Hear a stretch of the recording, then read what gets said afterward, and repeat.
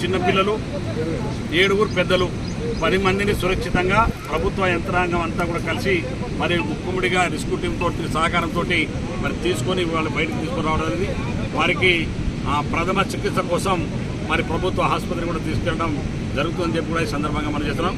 అదేవిధంగా దేవరకొండ నియోజకవర్గంలో విస్తారంగా కురిసిన వర్షాల కారణంగా ఎక్కడైనా పంట నష్టం జరిగినటువంటి ప్రాంతంలో కావచ్చు, ప్రభుత్వం ఇలా స్పష్టమైనటువంటి గౌరవ ముఖ్యమంత్రి గారు స్పష్టమైనటువంటి అధికారులకు స్పష్టమైన ఆదేశాలు ఇచ్చినారు.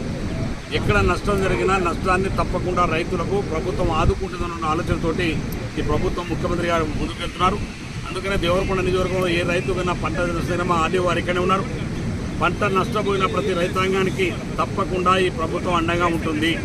మరి అదేవిధంగా మా నక్కలగండికి సంబంధించినటువంటి బ్యాక్ వాటర్ తోటి ఆ నక్కలగండి గ్రామం మొత్తం కూడా నీటిలో మునిగిపోయినప్పుడు ఇంతమంది సమాచారం ఉన్నది. అందుకని ఇక్కడి నుంచి అక్కడికి వెళ్ళడం జరుగుతుంది. తప్పకుండా నక్కలగండికి సంబంధించిన సోదరులు కూడా సరైన సందర్భంలో న్యాయం జరిగే విధంగా తప్పకుండా చేస్తాం.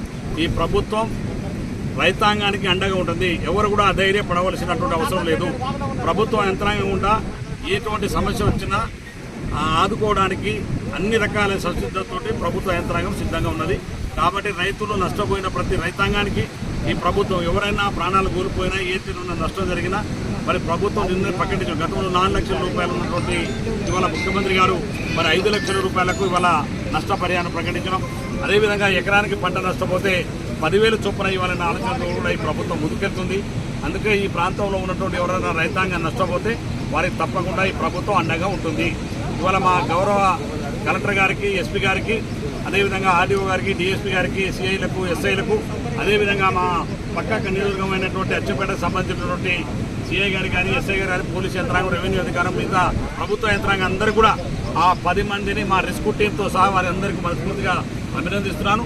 ప్రభుత్వ యంత్రాంగం అంతా కూడా ముక్కుముడిగా వారికి సురక్షితంగా ఎటువంటి ప్రాణ నష్టం ఇబ్బంది జరగకుండా ఇవాళ వారిని బయటకు తీసుకొచ్చిన వారికి మనస్ఫూర్తిగా నా తరఫున ప్రభుత్వం తరఫున అభినందనలు తెలియజేసుకుంటున్నాను.